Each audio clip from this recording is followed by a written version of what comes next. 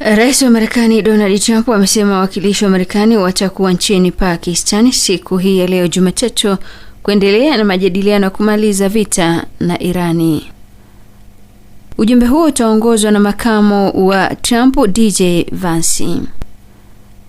Katika chapisho lake kwenye mtandao wa kijamii wa Trust Social, Trump ameshutumu Irani kwa kukiuka makubaliano wiki mbili ya kusitisha vita, akidai kulikuwa na mashambulizi siku ya Jumamosi katika mlango wa bahari wa Hormuz. Trump amesema Marekani inaipa Irani kile alichokiita mapendekezo yanayozingatia haki, lakini ameonya kuwa endapo itayakataa, Marekani itaharibu mitambo ya umeme na madaraja yote ya Irani. Mazungumzo hayo nchini Pakistani yanatarajiwa wakati hali ya mvutano ikiendelea kuathiri usalama wa kikanda na usafirishaji wa nishati duniani.